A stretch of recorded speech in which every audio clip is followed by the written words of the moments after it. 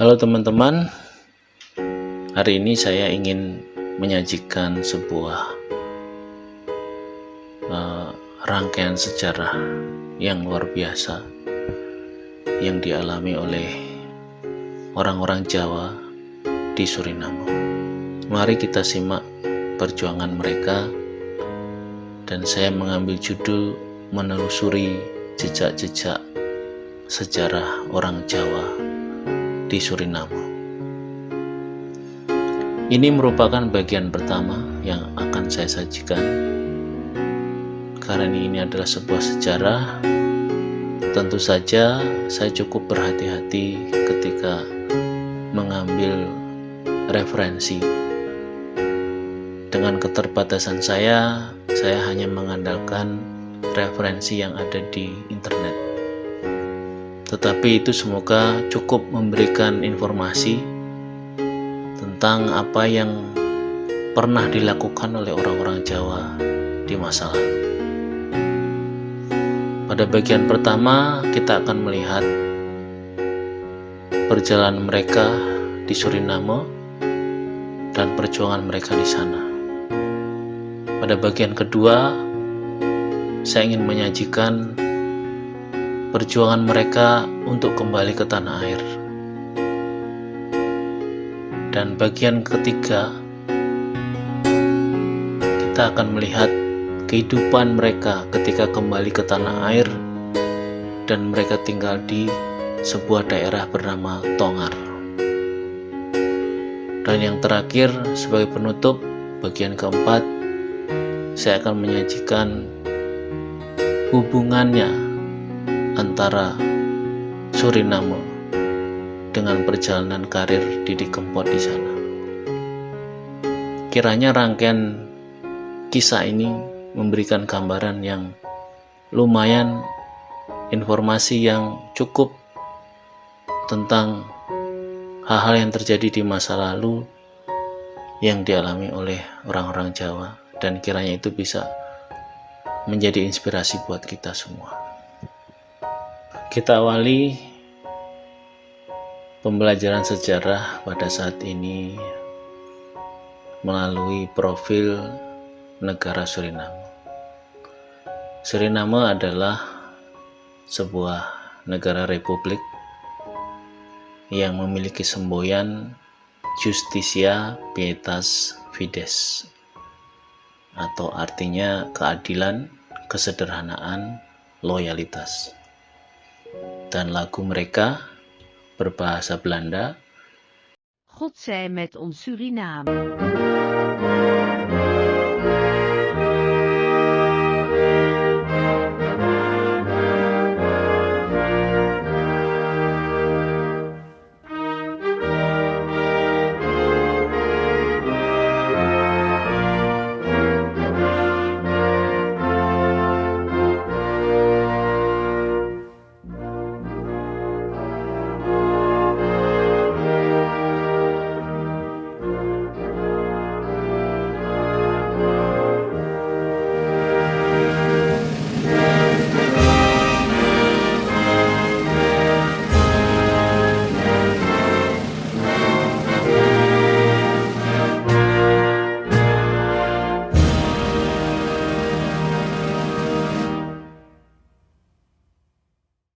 Mata uang yang mereka pakai adalah dolar Suriname.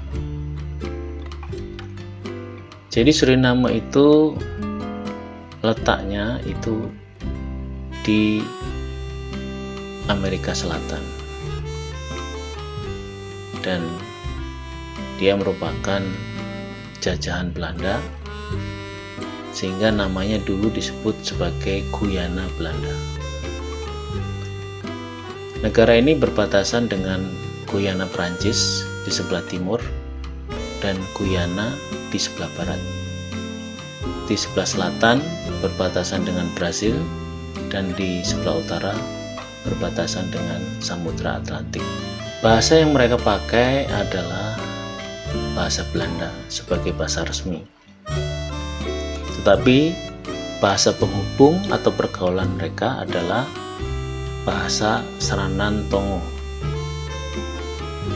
Sementara Di sisi lain, orang Suriname juga menggunakan bahasa lain sesuai dengan daerah asal mereka. Misalnya, orang India menggunakan bahasa Hindustani, orang Jawa menggunakan bahasa Jawa. Untuk orang Jawa, mayoritas mereka di sana itu menggunakan bahasa Jawa dengan dialek Kedu. Dialek Kedu ini biasanya adalah berasal dari daerah Magelang, Temanggung, Purworejo, Kebumen, dan Wonosobo. Selain dialek Kedu, sebenarnya pada saat itu ada dialek Jawa Timuran dan Banyumasan. Bahkan juga ada penutur bahasa Sunda, Madura, dan Betawi.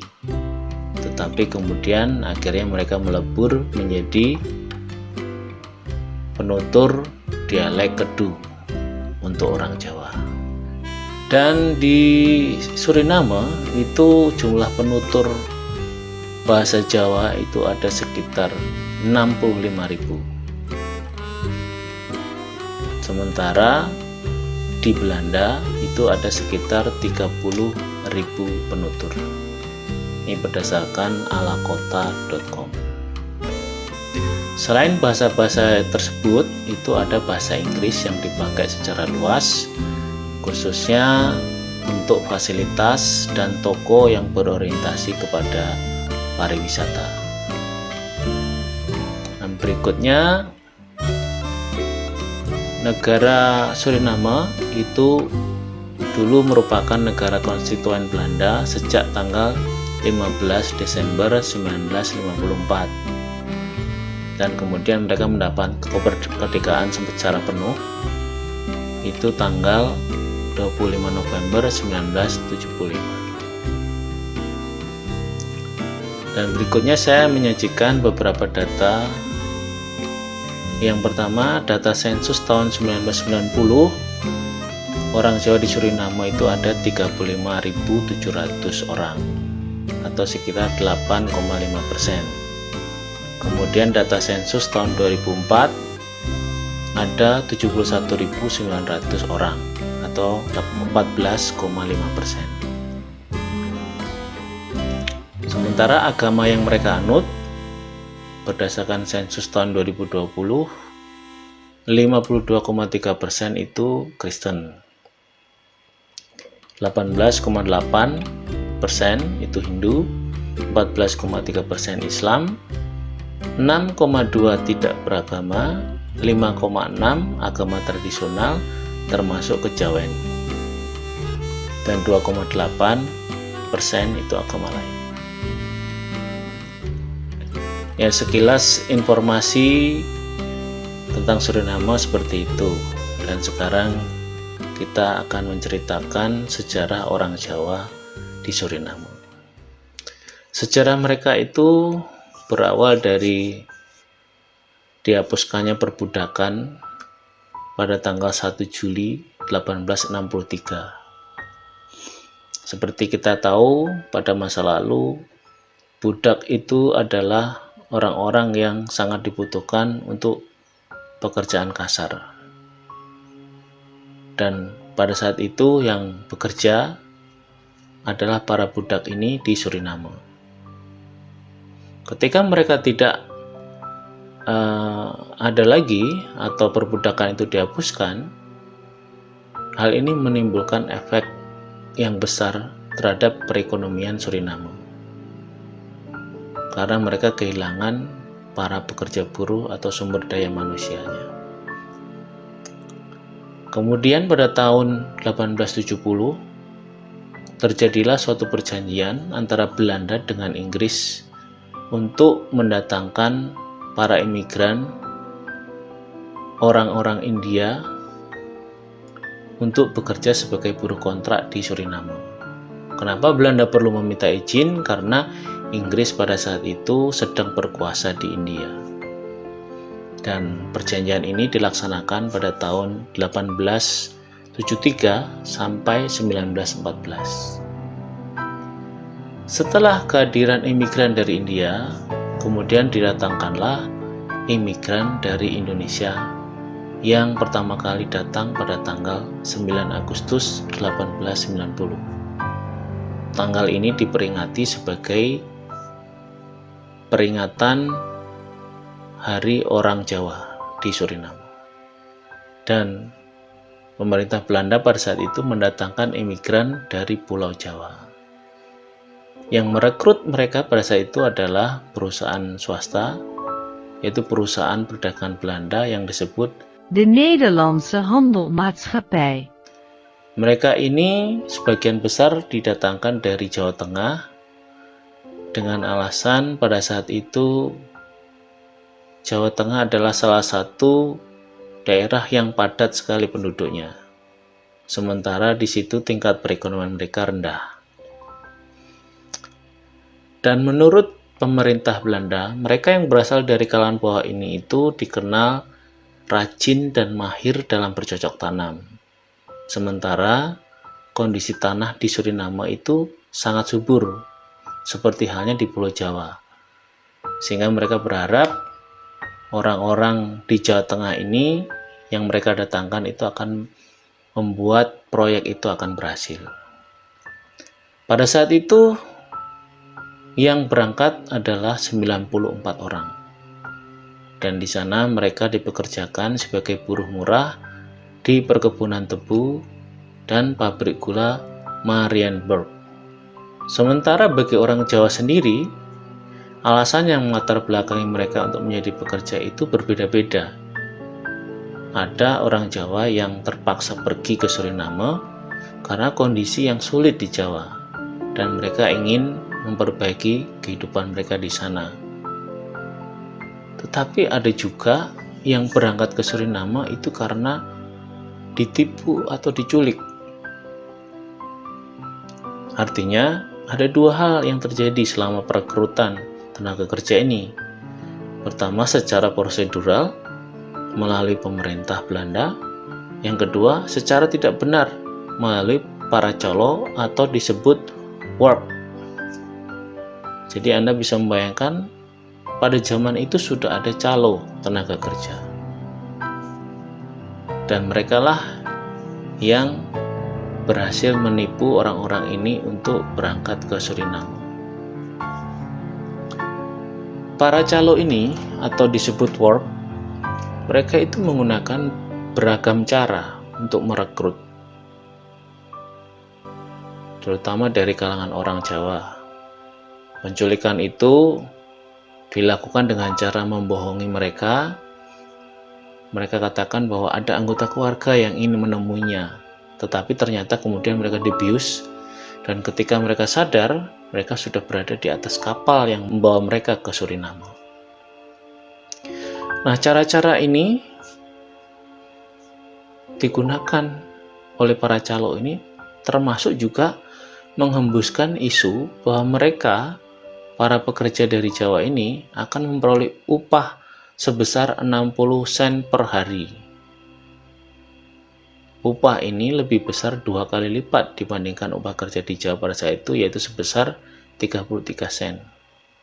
Selain itu, mereka juga akan menerima seekor kerbau, alat-alat pertanian, dan uang 100 sen setelah kontrak kerja mereka selama 5 tahun selesai. Jadi isu-isu tersebut digembuskan itu untuk menarik para pekerja itu yang memang dalam kondisi kemiskinan dan mereka ingin mendapatkan kehidupan yang lebih baik di Suriname. Tetapi kenyataannya itu berlainan dengan apa yang mereka dengar. Dan hal ini baru diketahui oleh para pekerja kontrak dari Jawa itu ketika mereka tiba di Suriname. Jadi sebenarnya yang terjadi adalah perjanjian kontrak itu baru dilakukan setelah mereka tiba di Suriname. Dan menurut perjanjian kontrak tersebut, mereka dijadikan pekerja kontrak selama 5 tahun di bawah Ponal Sangti. Ponal Sangti ini adalah hak untuk bertindak sebagai polisi dan hakim, sekaligus untuk menghukum para kuli tanpa melalui proses pengadilan. Selama 5 tahun tersebut, setiap hari mereka harus bekerja selama 7 jam di perkebunan atau 10 jam di pabrik. Dan untuk pekerja laki-laki, mereka memperoleh upah sebanyak 40 sen per hari. Sementara kaum perempuan hanya memperoleh 30 sen per hari. Selain hak atas upah kerja dan perjanjian kontrak itu juga dijanjikan setelah 5 tahun bekerja baik di perkebunan maupun di pabrik, mereka akan mendapatkan haknya untuk kembali ke Pulau Jawa dengan biaya sendiri. Akan tetapi, bagi mereka yang belum ingin kembali ke Indonesia, boleh memperpanjang masa kontraknya 1 tahun lagi atau bekerja di Suriname sebagai buruh bebas. Sementara buat mereka yang ingin tetap menetap di Suriname, dalam artian mau melepaskan haknya untuk pulang ke Jawa, akan mendapat uang sebesar 100 gulden. 100 gulden Suriname untuk digunakan sebagai biaya hidup mereka di sana. Selain itu, mereka juga akan diberikan peralatan yang dibutuhkan dalam pertanian dan tanah seluas 2 hektar. Itu yang dijanjikan. Perjanjian kontrak kerja orang Jawa itu selama 5 tahun. Dan setelah itu mereka memiliki hak untuk bebas kembali ke tanah air, kecuali bagi mereka yang telah menerima premi. Premi ini adalah uang tunai sejumlah 100 gulden Suriname yang diterima para buruh kontrak karena melepaskan haknya untuk kembali ke Indonesia. Status sosial mereka pada saat itu adalah sebagai tenaga kerja atau buruh, baik yang dipekerjakan di sektor pertanian, perkebunan maupun pertambangan. Dan setelah 4 tahun mereka mengerjakan perkebunan itu di Suriname, hasil kerja orang Jawa itu dianggap baik, sehingga itu memuaskan pemerintah Belanda, dan akhirnya mereka ingin mendatangkan lagi para pekerja dari Pulau Jawa secara rutin. Di sana suku Jawa merupakan etnis ketiga terbesar di Suriname. Dan dalam pergaulannya, orang-orang Jawa ini bergaul secara baik, secara rukun dan damai dengan orang-orang dari suku lain. Kenapa hal ini bisa terjadi? Karena pemerintah kolonial Belanda pada saat itu membuat kebijakan politik untuk menempatkan orang-orang itu berdasarkan kesukuan mereka atau daerah mereka secara berkelompok, sehingga orang Jawa berkelompok dengan orang Jawa, orang Cina berkelompok dengan orang Cina, dan seterusnya.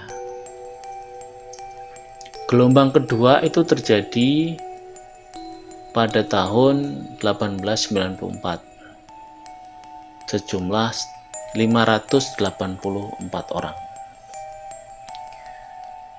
Pada kenyataannya, jumlah orang yang berangkat itu tidak sama dengan jumlah orang yang sampai di Suriname, karena dalam perjalanan mereka ke sana itu ada sebagian dari mereka yang meninggal dunia. Jadi dari 584 orang yang berangkat, 64 orang diantaranya meninggal dunia dan sebanyak 85 orang dirawat di rumah sakit.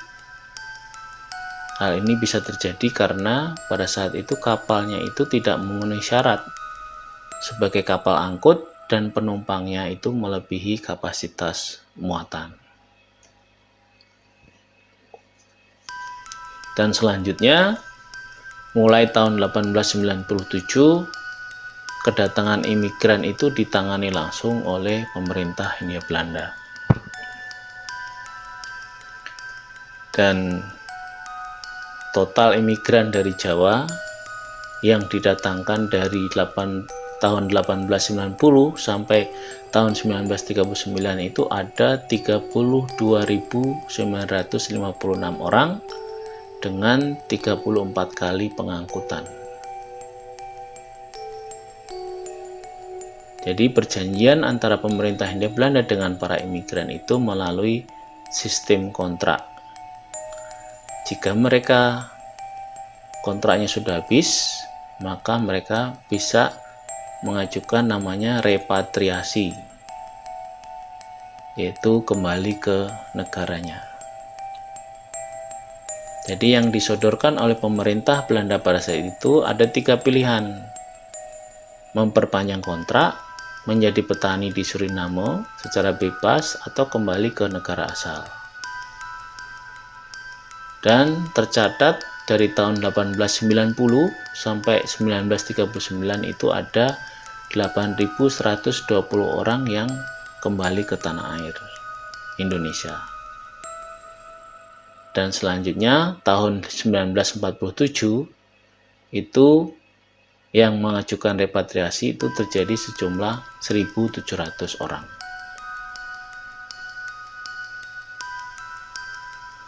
Nah, apa yang terjadi dengan mereka yang memilih tinggal di Suriname? Jadi mereka itu bekerja di perkebunan dan mereka bertahan di sana itu juga karena faktor pribadi.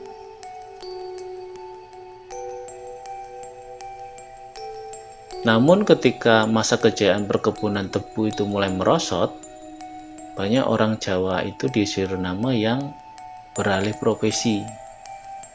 Mereka bekerja di buruh industri dan mereka pindah ke pusat-pusat pertambangan bauksit seperti di Mongo, Paranam, dan Biliton. Akibatnya mereka yang semula dikenal sebagai distrik Jawa di Suriname itu semakin kekurangan tenaga buruh.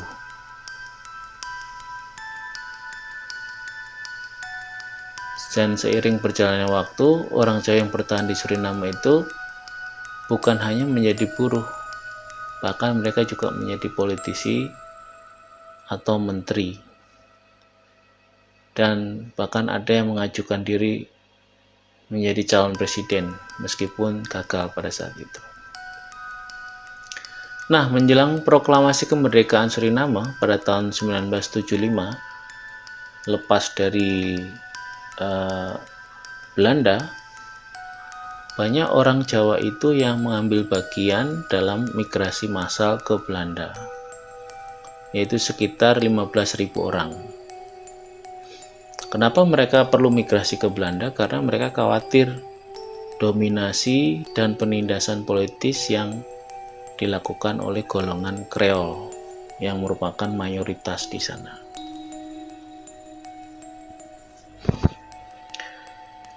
Menurut informasi yang saya dapat,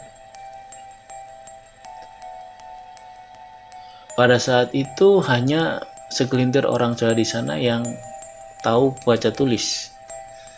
Jadi mereka merasa tertekan karena sikap dan tegur sapa kasar dari golongan lain yang menganggap bahwa orang Jawa itu bodoh, pandir, dan mudah ditipu. Sehingga ini menyebabkan semakin ketatnya kelompok Jawa itu ke dalam isolasi yang kental, karena mereka adalah minoritas di situ. Rasa berlainan ras juga timbul secara sadar dalam diri orang-orang Jawa tersebut. Jadi pergaulan sesama orang Jawa itu tetap dipelihara. dengan menggunakan bahasa Jawa yang ngoko dan kromo. Mereka juga masih mengadakan selamatan, sesajen, pesta tayub, joget, wayang, orkes terbang, ludruk. Semua kegiatan itu merupakan titik sentral dari aktivitas mereka. Tetapi di sisi lain mereka juga masih merasa sebagai orang Indonesia atau bagian dari Indonesia. Dalam pertemuan mereka seperti pesta perkawinan dan sunatan itu masih ada lagu Indonesia Raya dikumandangkan dan bendera merah putih juga dikibarkan. Bahkan sosok bendera itu mereka juga simbolkan melalui ikat kepala yang mereka buat dua warna, merah dan putih. Selanjutnya kita akan melihat nilai-nilai budaya dan adat Jawa apa yang masih dipertahankan oleh orang-orang Jawa di Suriname. Yang pertama itu mengenai nama. Nama di sini yang pertama adalah nama orang-orang Jawa Suriname itu berbau Jawa dan Latin. Jadi mereka menggabungkan nama Latin dan nama Jawa. Nama Jawa itu sendiri pada saat itu pemerintah Belanda ingin orang Jawa mempertahankan nama mereka yang datang ke Suriname pada generasi pertama itu sebagai nama marga. Kemudian nama pertama itu adalah nama Latin. Sehingga kita bisa menemukan nama-nama seperti Harvey Ponirin. Berarti Ponirin itu nama marga. Atau Paul Wagiman. Atau juga Paris Partorjo.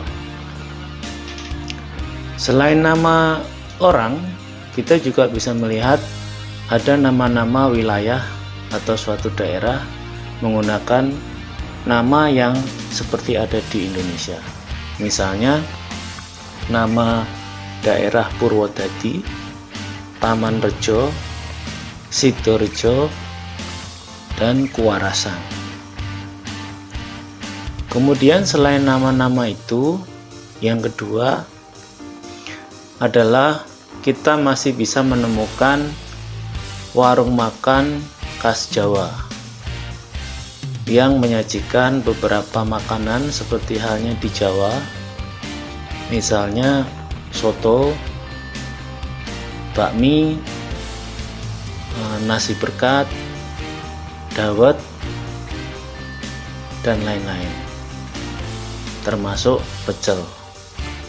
Cuma bedanya mungkin kita akan temukan rasanya itu lebih tawar dibanding yang ada di Jawa atau di Indonesia.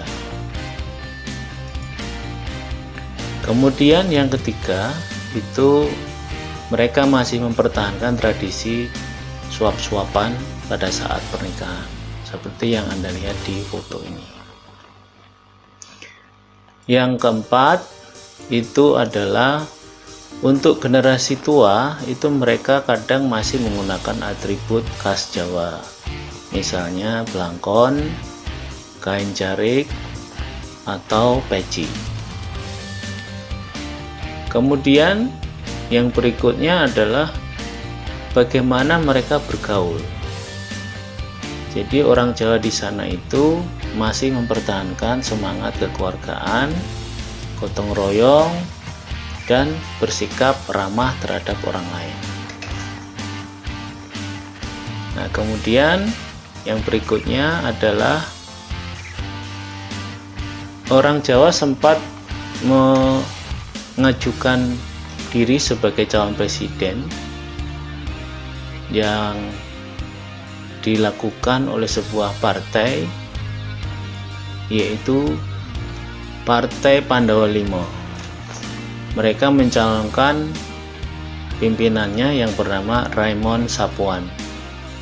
pada saat pilihan presiden Suriname tahun 2015.